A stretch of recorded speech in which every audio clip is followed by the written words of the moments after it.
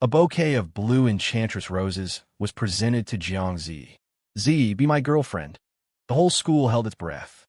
Without even lifting an eyelid, Jiang Zi uttered a single word. "Piss off." Just then, I walked over carrying a cup of hot milk tea. The next second, that perpetual iceberg, under the watchful eyes of everyone, threw herself into my arms with red-rimmed eyes, her voice soft and aggrieved. "Shouldn't you? He was so mean." The entire place fell dead silent. They asked me what right I had. The right? I'm the one who's fed her, mouthful by mouthful, since we were little. The air in the library was so quiet you could hear the turning of pages. Lindsay, student council president, captain of the school basketball team, a man bathed in countless halos of glory, was at this moment holding an expensive bouquet of blue enchantress roses, making his nth confession to the school's coldest iceberg. Jiang Zi. "Z, I've liked you for a long time. Give me a chance." His voice was deep and affectionate, his gaze scorching, as if he believed he could melt anything. The people around all stopped what they were doing, craning their necks in anticipation of a good show. They were hoping, for once, for a different reaction from Jiang Zi. However, Jiang Zi didn't even raise her head. Her gaze remained fixed on the open book, as if Lindsay and his bouquet were nothing more than two inconvenient clumps of air. The lines of her side profile were frigid, her long eyelashes cast downward, like an emotionless white jade sculpture. Lindsay's smile grew a little stiff. The lackeys behind him immediately started to jeer and cheer. "Wow, blue enchantress roses. They mean miracles and impossible things.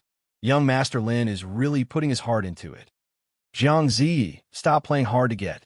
With young Master Lin's qualifications, what more could you want?" Jiang Zi finally reacted. She slowly closed her book and lifted her eyes, as cold and clear as a winter pond, to look at Lindsay. Just as Lindsay thought he had moved her, two words came from her pale lips. "You're noisy." Lindsay's face instantly turned the color of pig's liver. Suppressed snickers could be heard from the crowd. I sighed. Knew it'd be like this. I was carrying a freshly bought taro boba milk tea, still warm. I walked through the crowd of onlookers, went straight to the table, and placed the milk tea next to Jiang Zi's hand. "Here, your favorite." My voice wasn't loud, but it was like a pebble dropped into a silent pond. Everyone's gaze instantly shifted from Lindsay to an unremarkable guy like me. Lindsay, like a cat whose tail had been stepped on, glared at me. "Who are you?" I ignored him, because a miracle happened. Jiang Zi, who just a second ago was as cold as a Siberian current, seemed to have 10,000 years of snow melt in her icy eyes the moment she saw me. Her eyes quickly reddened, and a film of moisture gathered on her long lashes. Then, under the shocked gazes of the entire library, she abruptly stood up, shoved the obstructing Lindsay aside, and threw herself directly into my arms. She nuzzled her head against my chest, her voice thick with grievance and dependence, as soft as a newborn kitten's. "Chinyu, I waited for you for so long. He was so mean, and he blocked my view of you with those flowers." I skillfully reached out and patted her back gently, again and again, to comfort her. There, I'm here now." I picked up the milk tea, inserted the straw, and brought it to her lips. She obediently took the straw between her lips and sipped, but her eyes never left my face for a second, as if terrified I would suddenly disappear. The entire library was utterly silent. Everyone was petrified. The blue enchantress roses in Lindsay's hand fell to the floor with a thud. He pointed at me, his lips trembling, unable to form a complete sentence for a long time. You too." After taking a sip of her milk tea, Jiang Zi, still in my arms, lifted her head and shot Lindsay a cold glance with her still watery eyes. That look had reverted to the icy disgust from before. She turned to me and tattled in a small voice. "Chinyu, I wanted to read quietly while I waited for you, but he insisted on coming over to bother me." I smiled and stroked her head. I know." Then, I looked up at the completely dumbfounded Lindsay and the circle of students around us, who were ready for the news of the century. I spoke calmly, as if stating a fact. She doesn't like being touched by others, and she doesn't like noise. More importantly, I paused, glanced down at Jiang Zi, who was still drawing a sense of security from my embrace, and my tone became one of absolute certainty. She only drinks the milk tea I buy. In that moment, I could clearly hear the sharp intake of breaths all around us. The campus forum exploded. Shocking expose. The Ice Queen Belle, Jiangzi, is actually a clingy girl. A mysterious man won her over with a cup of milk tea. Attached to the post was a blurry, candid photo. In the photo, Jiangzi was clinging to me like a koala, her head tilted, obediently drinking the milk tea I held out for her. And the backdrop was the student council president, Lin Zhe, and his blue enchantress roses scattered across the ground.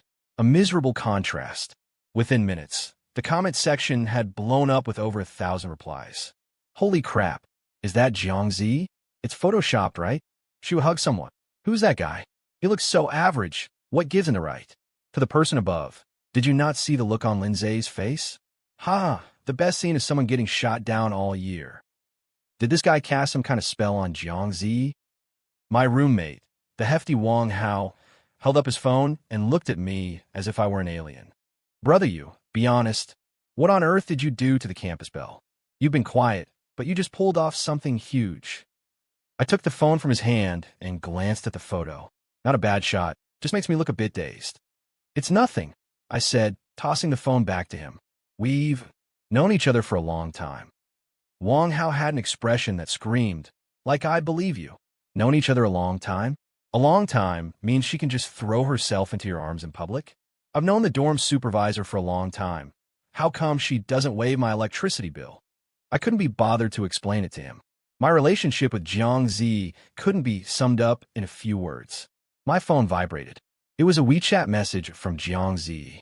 Just one word, hungry, followed by a sticker of a pitiful little bunny. I smiled helplessly and replied to her, Wait for me in the dorm. I'll cook for you. Okay. I got up to change, ready to head out.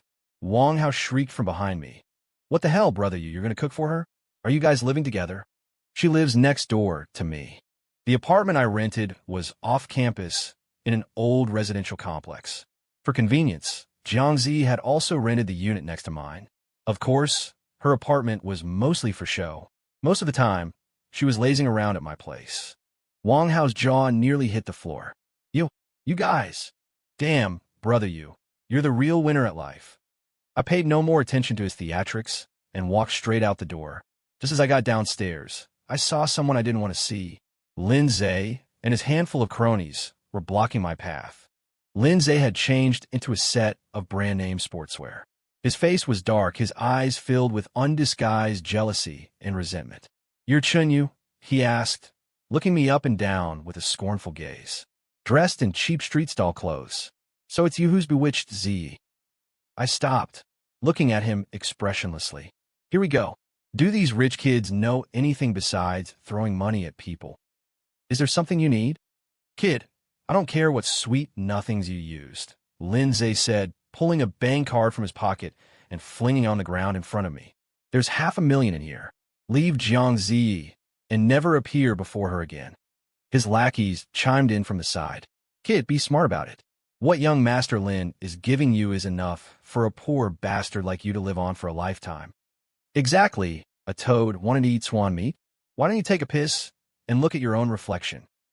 I looked at the card on the ground and suddenly found it rather amusing. I didn't bend down. I didn't even spare it a second glance. I started to walk around them, intending to leave. Stop, Lin Zhe, enraged by my disregard, grabbed my shoulder. My brow furrowed. I twisted my hand back, seized his wrist, and applied a bit of pressure. Ah! Lin Zhe let out a miserable cry, his face instantly turning pale. My hand is breaking. I looked at him coldly. I said, I'm in a hurry. Just then, a voice choked with tears came from not far away. Chinyu. I turned to see Jiangzi running over. She had probably gotten worried after waiting for me for too long and had come downstairs herself. When she saw Lin Zhe grabbing my arm, though I was the one restraining him now, the light in her eyes instantly vanished, replaced by a look of terror and anxiety I'd seen before. She rushed over, pulled me behind her like a mother hen protecting her chick, and shielded me with her own slender body, roaring at Lin Zhe. Her voice was sharp and trembling. Don't you dare touch him. You bullies, don't you dare bully Chunyu. This was the first time I had ever seen her say so much to anyone other than me, though the subject was still about me. Lin Zhe clutched his wrist. Seeing Jiang Zi's protective display, he was nearly driven mad with jealousy. Z, you're doing this to me for a poor boy like him? What kind of potion has he fed you? Jiang Zi ignored him completely. She turned around and anxiously checked my hands, my arms, my face. Chinyu, are you hurt? Did they hit you? Her voice was thick with tears, which were welling up in her eyes, ready to fall at any moment. My heart softened, and I pulled her into my arms. I'm fine, don't be afraid. I looked up at Lindsay, my gaze turning cold. You'd better not let there be a next time. Otherwise, it won't just be your wrist that gets broken. With that, I wrapped my arm around the still, trembling Jiangzi and turned to leave, leaving Lin Zhe and his stunned lackeys in a state of disarray in the wind. Chapter 3. Back at my rental apartment, Jiangzi was still clutching the corner of my shirt tightly, like a child afraid of being abandoned. Chinyu, don't be angry, she said in a small voice, her head bowed, not daring to look at me. I'm not angry. I had her sit on the sofa and poured her a glass of warm water. But I caused trouble for you. Her voice grew even quieter. That Lindsay, his family, seems very rich. Will he find people to bully you again? Seeing her self-reproachful and worried expression, I sighed inwardly. This silly girl, she's always thinking of me. I ruffled her hair and sat down beside her. Don't worry, he won't dare. Even if he does, I can handle it. My tone was calm, yet it carried a power that put her at ease. She looked up, met my eyes, and only after confirming that I wasn't just comforting her did she relax a little. Then, her stomach let out in an opportune growl. Her face instantly flushed crimson, and she buried her head in my chest, mumbling, I'm hungry. I couldn't help but laugh at her adorable antics. I know, my little glutton. Wait here. I'll make your favorite sweet and sour pork ribs. MHM. She nodded emphatically, her voice once again full of life. In the kitchen, I expertly washed the vegetables, cut the meat, and heated the oil in the wok. Jiangzi had moved a small stool to the kitchen doorway. Resting her chin in her hands, she watched me without blinking, as if I were some peerless treasure. I had been accustomed to this kind of gaze since we were young. To others, she was the unattainable Ice Queen campus belle. But to me, she was just my Z, the little girl who couldn't live without me. The aroma of the food soon filled the entire apartment. 2 dishes and a soup, all her favorites. Time to eat. Like a little puppy given the command to eat, she immediately ran over, her eyes sparkling, and sat down obediently. I served her a bowl of rice and placed the largest piece of pork rib in her bowl. She immediately picked it up, blew on it, and took a careful bite. Her eyes instantly curved into crescent moons. Delicious, she said indistinctly. The pork ribs Chunyu makes are the best in the world. Eat slowly. No one's going to steal it from you. Watching her eat with such a satisfied look, my heart felt warm. In this world, I was probably the only one who had ever seen her so unguarded and innocent. After dinner, she offered to wash the dishes, but I stopped her. Go watch some TV. I'll do it. Oh. She obediently went to the living room and turned on the TV, but she just kept changing the channels, her mind clearly elsewhere. When I came out after washing the dishes, I saw her hugging a throw pillow, curled up on the sofa, her eyes staring blankly. I knew she was overthinking things again. I walked over and sat down beside her. She immediately leaned over, resting her head on my lap. Chunyu, will we always be like this? She asked softly, her voice tinged with a subtle uneasiness. Of course we will. I stroked her long hair, as if comforting a frightened little animal. But they all say I'm not good enough for you. I paused for a moment before realizing she was talking about the comments on the school forum. I opened the forum, and sure enough, the tide had turned. After Lindsay's heroic deed of offering me $500,000 to leave was exaggerated and spread by his followers, many people started attacking Jiangzi. TSK, the Ice Queen campus belle? More like brainless, right? Pushing away a golden goose like young Master Lin for a poor kid. What's so good about that, Xinyu? His looks are just average, and he dresses in rags. Is Jiangzi blind? I think she's doing it on purpose stringing young Master Lin along while being ambiguous with that poor kid. What a green tea bitch. The malicious comments were unbearable to read. My expression darkened. A bunch of idiots who only know how to hurt people with a keyboard. Jiangzi propped herself up from my lap and saw the content on my phone. Her face turned deathly pale in an instant, and her body began to tremble. How could they say that? Don't look. I immediately turned off my phone, but it was too late. Her tears fell like broken strings of pearls, and that sense of panic and helplessness, of being abandoned by the whole world, enveloped her once again. Am I useless? Did I embarrass you? She said, crying. Should I not have appeared at school? Should I not be with you? What nonsense are you talking about? I pulled her tightly into my arms, my tone severe. I forbid you to talk about yourself like that. But, no buts. I lifted her small, tear-streaked face and said to her, word by word, with utmost seriousness, Jiangzi, listen carefully. You are not useless. You are the bravest, purest girl I have ever met. You did not embarrass me. To be relied upon by you like this is my honor. As for them, I sneered, a bunch of fools who don't even know the truth. Don't believe a single word they say.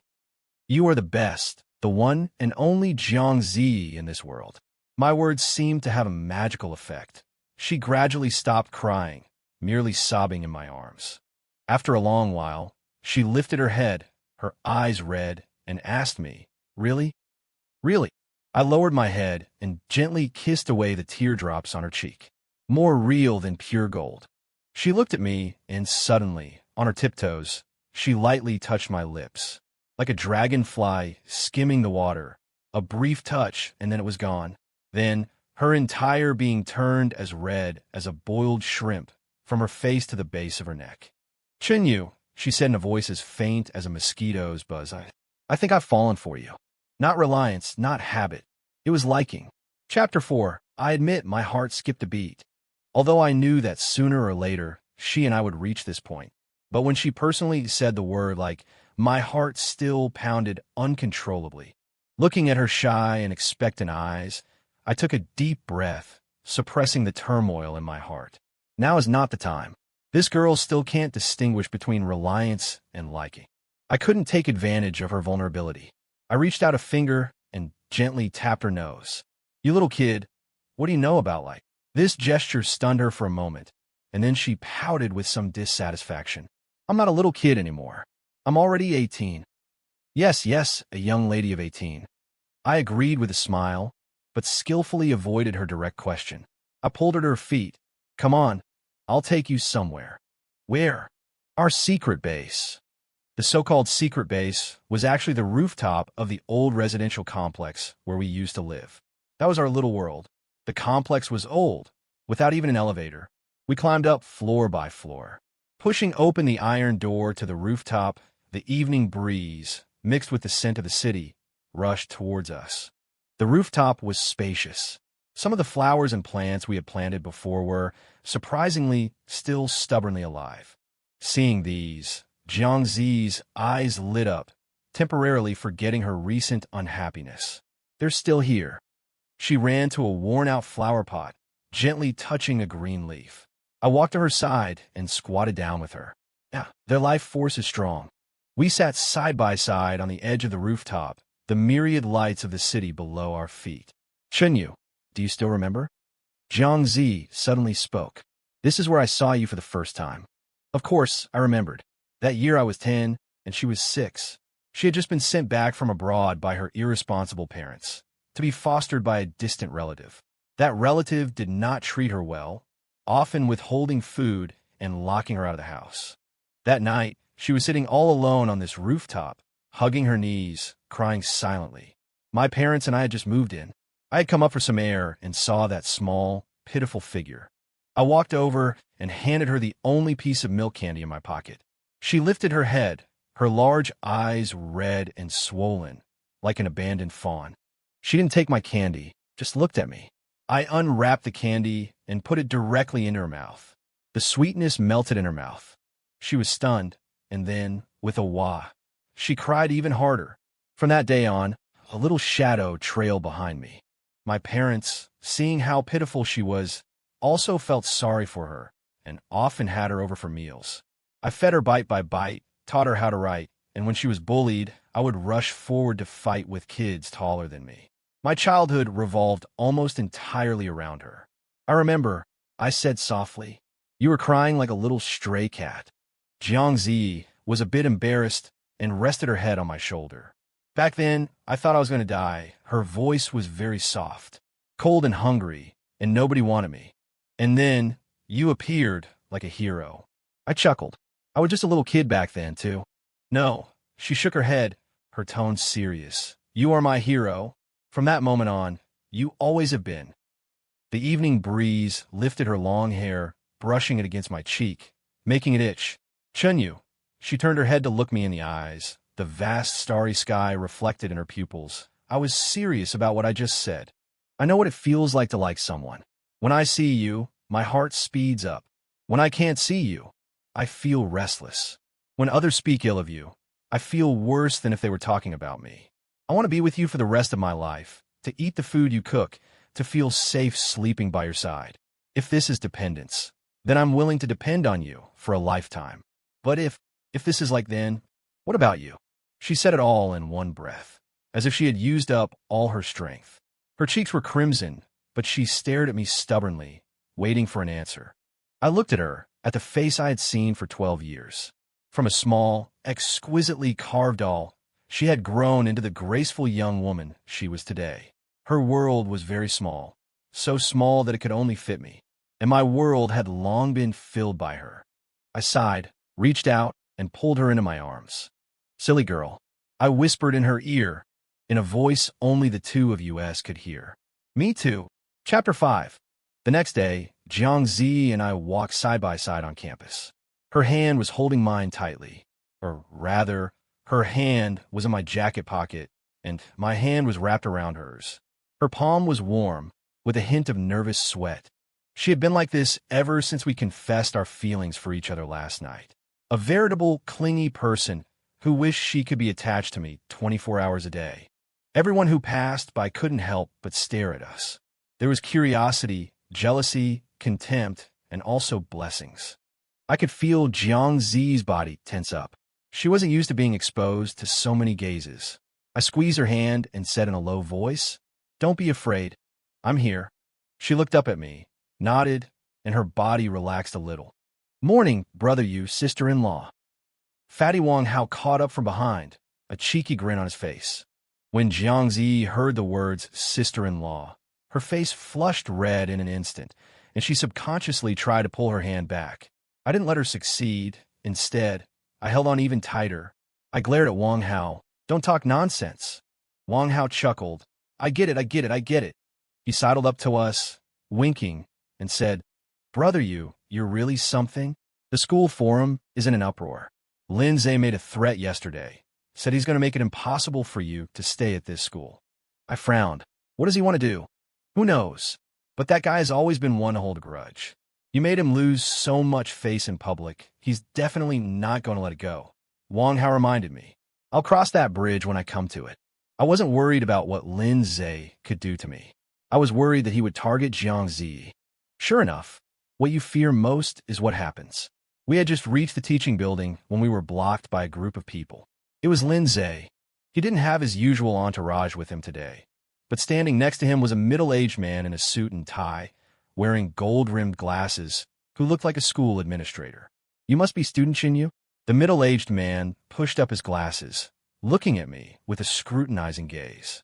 "I am Director Zhang from the dean's office. Someone has reported you for indecent behavior on campus and harassing a female student, which has seriously affected the school's atmosphere." Before I could speak, Jiangzi, who was beside me, exploded. "You're lying. Chen, you didn't do it." She stepped forward, shielding me like an angered cat. Director Zhang was clearly not expecting the legendary ice queen of the school to react this way and was stunned for a moment. Lindsay sneered and spoke up. "Z, don't be fooled by him. It was he who deceived you with sweet words, making you do those outrageous things." Director Zhang, look, this is the person, a poor kid who by some unknown means has completely infatuated our school's belle. Isn't this harassment? He positioned himself as a victim and a savior, his words sounding righteous and high-minded. The surrounding students who were watching also began to whisper among themselves. So, it's someone from the dean's office. This is going to be a good show. This Chunyu is in for it. Director Zhang cleared his throat, putting on an air of authority. Student Chunyu, please come with us to the dean's office now to cooperate with the investigation.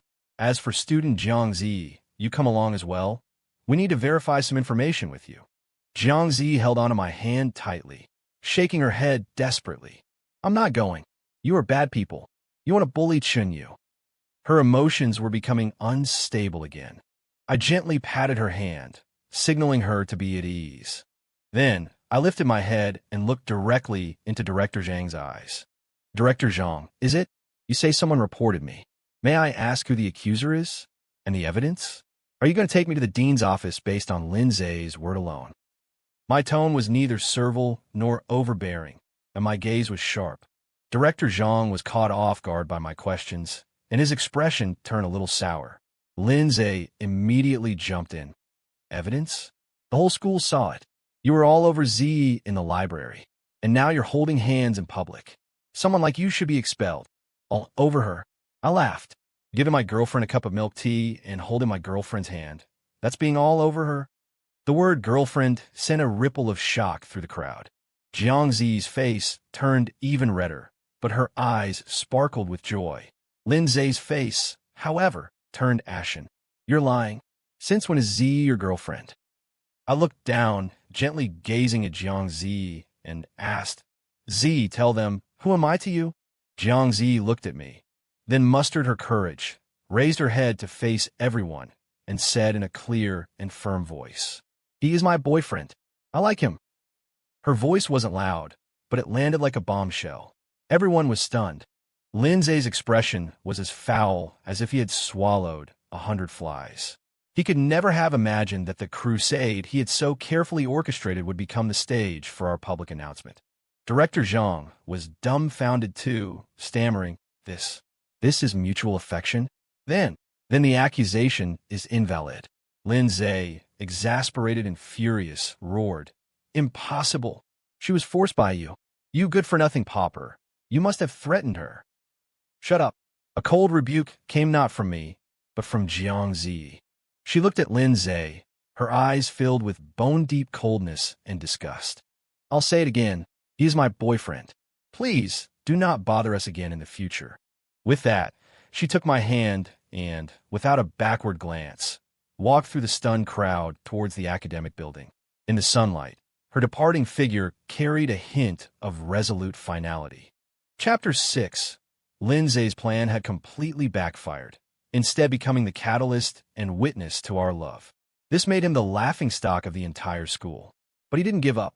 A few days later, one afternoon while I was busy in the back kitchen of the restaurant where I worked, I received a call from Wang Hao. On the other end of the line, his voice was fraught with anxiety. Brother Yu, it's bad. You have to come to the school now. Something's happened to sister-in-law. My heart skipped a beat, and I almost dropped the plate in my hands. What happened? Slow down and tell me.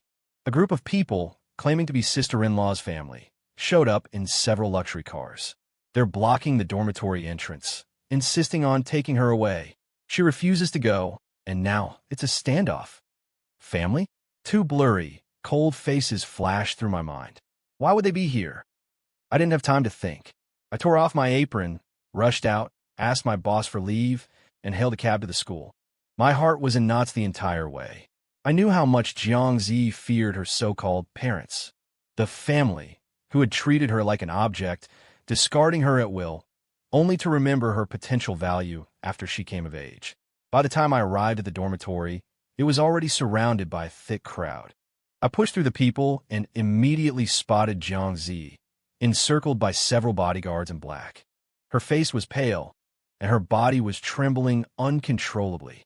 She clung desperately to the dormitory door handle, refusing to let go. In front of her stood a well-dressed, dignified middle-aged couple. The man was her father, Jiang Haishan. The woman, her mother, Lu Rumei. At that moment, Lu Rumei was speaking to Jiangzi with an impatient look on her face. Z, stop making a scene. Come home with us. Uncle Zhang's son is back from abroad. You two will meet and settle the marriage. A business alliance marriage. The same old story. Jiang Haishan, with a stern face, added in a harsh tone. This is a family decision, not a discussion. You're leaving today, whether you like it or not. Jiang Zi just shook her head frantically, repeatedly murmuring my name. I'm not going. I have to wait for Chunyu. I won't go with you. Lu Rumei's patience ran out. She shrieked, Chunyu, Chunyu, it's that poor brat again. Let me tell you, Jiang Zi, you are forbidden from seeing him ever again. How can a daughter of the Jiang family associate with such rabble? He's not rabble, Jiang Zi retorted emotionally. He's the most important person to me. You're rebelling. Jiang Haishan flew into a rage, directly ordering his bodyguards, get her in the car for me. The two bodyguards immediately stepped forward, reaching out to grab Jiang Zi. Ah! Jiang Zi let out a terrified scream. Stop! I roared, pushed through the crowd, and rushed in.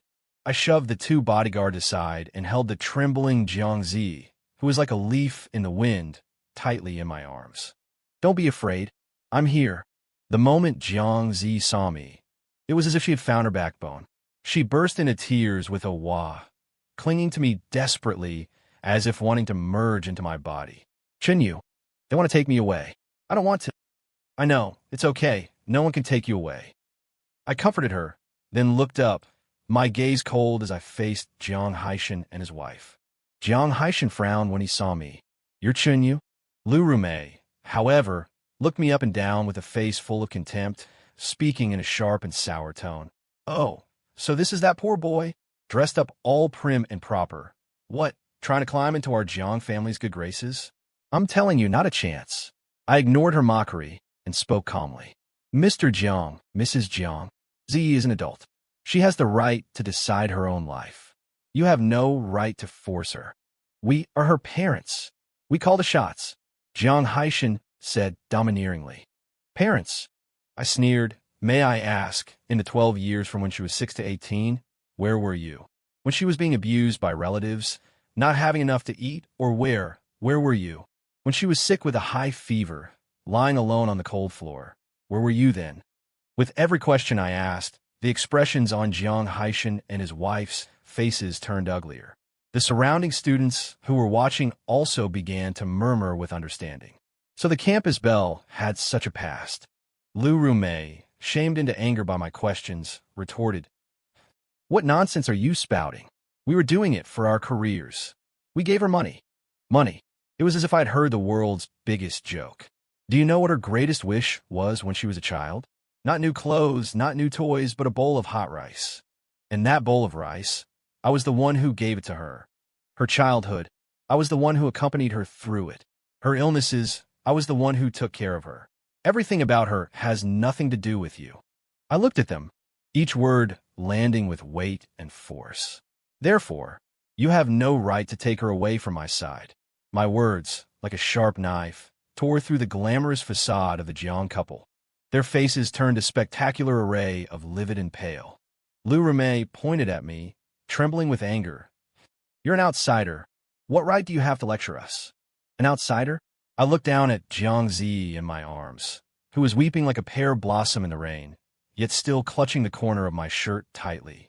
I lifted her face, helped her wipe away her tears, and asked her in a tone of unprecedented gentleness. Zi, tell them, am I an outsider? Jiang Zi's eyes, red and swollen from crying, now burst forth with astonishing courage. She left my embrace, took a step forward, and faced her parents directly. He is not an outsider. Her voice was not loud, but it was incredibly clear, carrying a desperate finality. You are. In my heart, Chunyu is my only family. This sentence completely stunned Jiang Haishan and Lu Rumei. They had probably never imagined that this daughter, who had always been silent and at their mercy, would say such outrageously defiant words. You, what did you say? Jiang Haishan couldn't believe his ears. I said, you are the outsiders. Jiang Zi repeated, her voice growing louder. When I needed you most, where were you? Now that I'm grown up, you want to use me in exchange for benefits. So you come running, saying you're my parents? You're not worthy. My life is my own to decide. My marriage is also not for you to arrange. And who I want to be with is certainly not something you could decide. She turned around, ran to my side, and once again held my hand tightly, then raised it for all to see. I love him. In this life, I will marry no one but him. The entire scene fell into a dead silence. Everyone was stunned by Jiang Zi's outburst. Who could have imagined that the eternal iceberg held such a fiery volcano within her?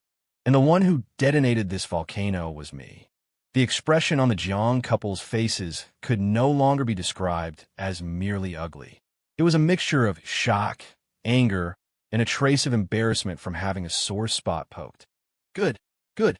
If I marry no one but him. Jiang Haishan was so angry he repeated the word good 3 times. Jiang Zi, I'll put it bluntly today. If you dare to leave with him, from this day forward, you are no longer a daughter of the Jiang family. The Jiang family will act as if we never gave birth to you. This was the final threat, to sever all ties. I could feel Jiang Zi's hand tremble. I immediately squeezed it tighter, tried to give her strength. I looked at Jiang Haishan and said calmly, we couldn't ask for more. Then, I looked at Jiang Zi, asking her with my eyes. She looked at me, and in my eyes, she saw determination and support. She took a deep breath, as if summoning all her strength, and said to Jiang Haishan and his wife, word by word, Fine. From this day on, I, Jiang Zi, have nothing more to do with you, the Jiang family. After speaking, she pulled me, turned, and walked away, without a trace of reluctance. I could hear Lu Rumei's frantic screams and Jiang Haishan's furious roars behind us, but neither of us looked back. Sunlight filtered through the gaps in the leaves, dappling our bodies. As Jiang Zi walked, tears began to fall again. But this time, it wasn't out of fear or grievance. She walked, cried, and laughed all at the same time. Like a fool. Chenyu, she said, her voice choked with tears. From now on, does this mean I don't have a home anymore? I stopped, pulled her into my arms, and held her tight. Of course not. I lowered my head and kissed her forehead. Wherever I am, that's your home. Making a clean break with the Jiang family was like a rebirth for Jiang Zi. Although she would occasionally feel sad about the past, more often than not, a smile began to appear on her face. A genuine, relaxed smile that came from the heart. She no longer needed to hide behind a cold facade because she knew she had me in her world. And I, too, began a plan for our future. Just working part-time at the restaurant was far from enough. I pooled together the scholarship money I had saved over the years, along with the money my parents had secretly given me, and rented a small storefront near the school. I wanted to open a dessert shop, because Jiang Zi loves sweets. I wanted her to be able to eat different desserts, handmade by me, every single day. When I told her my idea, she was so excited she jumped into my arms. Really? Our own shop? Yes, our own shop. She was even more invested than I was, dragging me all over the building materials market to personally pick out the color of the wallpaper and the style of the tables and chairs. Its name, she had long decided, would be You and I. She said it was a name that only the two of us in the whole world would understand. The renovation period was exhausting, but joyful. We painted the walls, assembled the tables and chairs, and designed the menu together. Watching the empty storefront gradually transform into the shop of our dreams at our hands gave us an unparalleled sense of accomplishment. On opening day, we didn't have any grand ceremony, just simply set off a string of firecrackers. Wang Hao brought our classmates to support us, packing the small shop to the brim. Brother Yu, sister-in-law, congratulations. Wishing you prosperous business. Jiang Zi, wearing the apron we designed together, blushed as she served everyone the first batch of our desserts. Please try them. If you don't like them, they're on the house. She was imitating me, trying her best to interact with people. Although she was still a bit shy, she was doing so much better than before. Everyone ate the desserts and was full of praise. Wow, sister-in-law, your skills are amazing.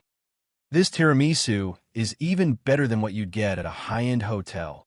Hearing the compliments, Jiang Zi's eyes sparkled.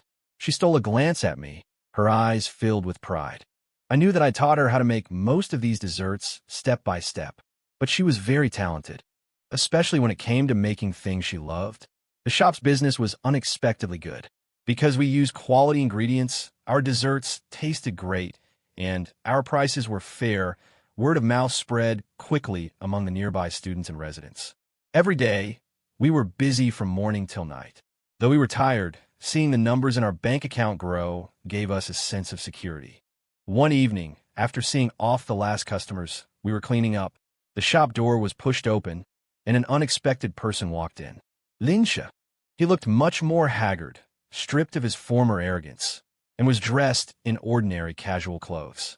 He looked at the warm lighting in the shop, at Jiangzi and me cleaning up in perfect sync, his expression complex. Can I have a cup of coffee? He asked, somewhat uncomfortably. Jiangzi glanced at me, and I nodded. She went behind the counter and silently began to grind coffee beans. Lindsay sat down at a table by the window. After a long silence, he finally spoke. I want to apologize to you for what happened before. This apology took both me and Jiangzi by surprise. Afterward, I went and looked into it. Lindsay lowered his head, his voice tinged with bitterness. I looked into Z's childhood. I never expected. She went through all that. I thought money could buy everything. I thought the kindness I showed her was the best kind. Looking back now, I feel like a clown. Jiangzi placed a steaming latte in front of him without a word. That day, when I saw you break ties with her parents for her, I knew I had lost. Lindsay laughed at himself. Lost completely and utterly. I can't give her the sense of security you can. Chenyu, you've won. He picked up the coffee, took a large gulp, and then stood up. Consider this cup of coffee my wedding gift to you both. With that, he turned and walked out of the dessert shop, his figure looking somewhat desolate from behind. Jiangzi watched his retreating back and said softly, he seems not so detestable anymore. I hugged her from behind, resting my chin on her shoulder. That's because you're strong enough now. Strong enough to forgive the past. Time flew by, and in the blink of an eye, it was graduation season. Our dessert shop had become a minor internet-famous spot near the university. Jiangzi and I had also become the couple most envied by everyone. On the day of the graduation ceremony, we both wore our academic gowns. During the tassel-turning part of the ceremony, I personally turned the tassel for Jiangzi. She looked at me, her eyes shining. Chenyu, we've graduated. Yes, we've graduated. After the ceremony, classmates were all taking photos with each other, saying their farewells and promising to keep in touch. Wang Hao was crying like a 300-pound baby, clinging to me with snot and tears. Brother you, I won't be able to see you anymore. Boo-hoo-hoo. I pushed him away in disgust. All right, it's not like we're parting forever. My shop is right here. You can come for free food and drinks anytime. That's not the same. Jiangzi, standing nearby, was amused by him and started laughing.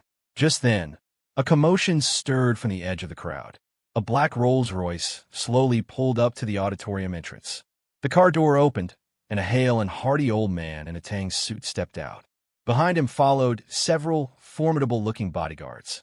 Everyone's attention was drawn over. Isn't that the chairman of the Tianhong group, old Master Jiang? Why would he come to our university's graduation ceremony? Seeing the old man, I frowned ever so slightly. Jiangzi's grandfather, Jiang Tianhong, a man who truly stood at the pinnacle of the pyramid. He was also the only one back then who opposed Jiang Haishan and his wife's decision to leave Jiangzi behind in the country. Unfortunately, he was recuperating abroad at the time, and by the time he returned, what was done was done. Surrounded by the crowd, Jiang Tianhong walked straight towards us. Upon seeing him, Jiangzi's body tensed instinctively, and she shrank back behind me. She had a natural aversion to anyone with the surname Jiang. Jiang Tianhong stopped 3 steps away from us, his gaze falling upon Jiangzi. His eyes, which had seen the world, were filled with complex emotions. There was guilt, heartache, and also relief. Girl, he began, his voice old and hoarse. Long time no see. You've grown up. Jiangzi didn't speak, only tightening her grip on my hand.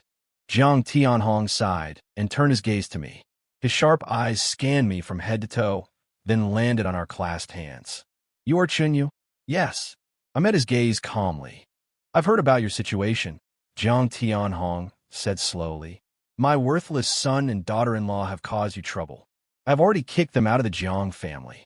All of their shares and assets under their names have been reclaimed. This news made everyone around us gasp. Jiang Haishan and his wife were actually kicked out with nothing? Girl, Jiang Tianhong looked at Jiang Zi again, his tone softening considerably. I know you've suffered a lot. Grandpa has let you down. Come home with me. Everything the Jiang family has will be yours in the future. Everything the Jiang family has. Those 5 words exploded like a clap of thunder among the crowd. Everyone looked at Jiang Zi as if she were a celestial being. From an orphan abandoned by her family to the sole heir of the Jiang family. What a heavenly reversal of fortune. However, Jiang Zi simply shook her head. She stepped out from behind me and looked at Jiang Tianhong, her gaze clear and firm. Thank you, Grandpa. For the first time, she called him Grandpa. But I'm not going back. Jiang Tianhong was stunned. Why? Are you still angry with Grandpa? No, Jiang Zi smiled, a smile like sunshine after the rain. Because I already have a home. She turned her head to look at me, her eyes filled with an unyielding tenderness and love. My home is here. Jiang Tianhong followed her gaze to me, then looked at the small dessert shop sign behind us. And known to you, my island? He was silent for a long time, and then, on that stern face, a smile slowly emerged. Good. Very good, you and I. He nodded, as if having made a decision. Since you're unwilling to come home, then Grandpa will move the home to your side. After speaking, he said something to the assistant behind him. The assistant immediately took out a document and handed it to me. Mr. Chen Yu, this is a graduation gift from the chairman to you and the young lady. I opened the document, puzzled. When I saw the contents, I was stunned. It was a share transfer agreement. Under the Tianhong Group, the largest commercial real estate project, the entire shopping mall of the new city center landmark Sky Castle, 100% of the property rights. All of it was transferred to my name. Chapter 10. I held the document, my hands trembling slightly. This was no longer in the realm of a graduation gift. This was like smashing a mountain of gold directly onto my face. Old sir, this is too valuable. I can't accept it. I handed the document back. Jiang Tianhong waved his hand. This isn't for you. He looked at Jiang Zi, his eyes full of doting affection. This is my granddaughter's dowry. You're a man, holding it for her. Is there a problem with that? Dowry? As soon as these 2 words were spoken, both Jiang Zi and I blushed. The surrounding classmates erupted in a chorus of teasing oaths. Wang Hao clutched his heart dramatically, looking as if he were about to die on the spot. Holy cow, Brother Yu, this isn't just marrying into wealth. You've taken the entire golden rice bowl. No, you've contracted the entire Michelin restaurant. Jiang Zi, both shy and flustered, stomped her foot and said softly to Jiang Tianhong, Grandpa, what nonsense are you talking about? Nonsense. Jiang Tianhong's eyes widened, his voice full of vigor. This kid has stolen you away. If I don't put some pressure on him, what if he doesn't treat you well? He turned his head and looked at me seriously. Kid, I am entrusting you with the Jiang family's most precious pearl. If you dare to let her suffer even the slightest grievance, I don't care if you hide at the ends of the earth. I will find you and drag you out. I looked at him and nodded solemnly. Rest assured, I will not. I took Jiang Zi's hand, looked into her eyes, and promised, word by word, I will use my entire life to love her and protect her. Watching us, Jiang Tianhong finally revealed a gratified smile. He didn't stay much longer, only saying he would come to the shop for coffee when he had time, and then left in a car, escorted by his bodyguards.